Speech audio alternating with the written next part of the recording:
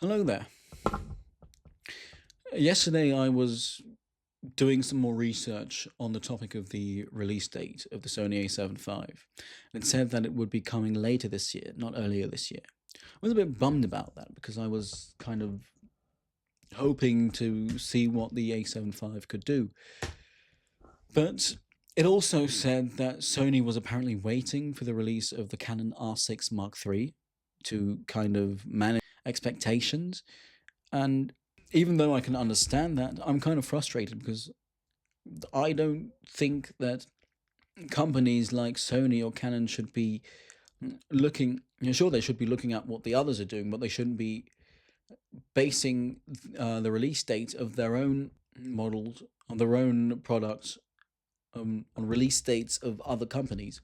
So anyway, as the Canon R6 Mark III is being rumored to be released sometime this year, these are my wish list specs for said camera. In video, I'd like to see 6K ProRes RAW up to 60 FPS, internal at 10-bit 422. When I mean internal, I mean internal recording, not with an external recorder. Because with the R6 Mark II, there was an external recorder required to shoot 6K with that camera. Then 4K RAW at up to 120 frames per second at 12-bit 422. 4K HQ mode, which is basically 6K downsample to 4K, at up to 60 frames per second at 10-bit 422. 2K fine mode at up to 240 frames per second. Then C-Log 2 and 3, a digital hot shoe, no record limit, tally light, and auto leveling. When it comes to photo specs, I'd like to see an upgrade to the current sensor. So a 33 megapixel BSI CMOS sensor, a 10 millisecond readout speed, 12 frames per second mechanical shutter, 30 frames per second electronic shutter, half a second of pre-shooting, which would be 15 images, and variable shutter speed options. So 1/8,000th of a second mechanical and up to 1/30,000th of a second electronic. When it comes to autofocus, I'm basically wishing for the same autofocus that can be found in the R5 Mark II. So built-in digic accelerator, IAF and subject tracking, as well as human, animal, and vehicle AF, and the new action priority autofocus. When it comes to improvements to the body, when it comes to the card slots, they're probably going to be the same like in the R5 Mark II. So one CF Express Type B card and one UHS 2 SD card slot. Also, similar EVF, LCD, and menu systems to the R5 Mark II, which were a 5.76 million dot blackout-free EVF, a 120 frames refresh rate on that EVF, eye control 2, even though I'm not 100% sure that Canon will add it, though they've added it in the R5 Mark II.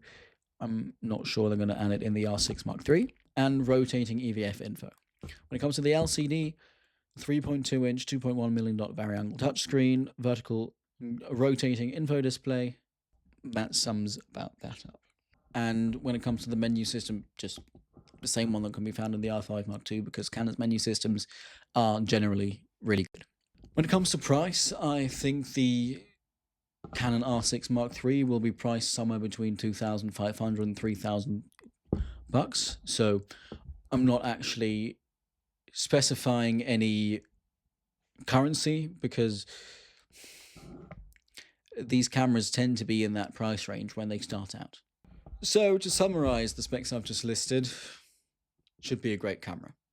Yes, they sound very similar to the specs that can be found in the R5 Mark II, but I think if the R6 Mark III were to adapt some of those specs, some of the specs that were actually celebrated by the world, actually don't really doubt that the R6 Mark III will become a really good camera. A really great camera, in fact. The R6 Mark II is already a very good camera. No doubt about that. But the R5 Mark II is a much better camera, and it's on another level than the R6 Mark III, and then the R6 Mark II. So the R6 Mark III needs to be somewhere between the R6 Mark II and the R5 Mark II. So that's it for this video. Please make sure to like and subscribe to my channel.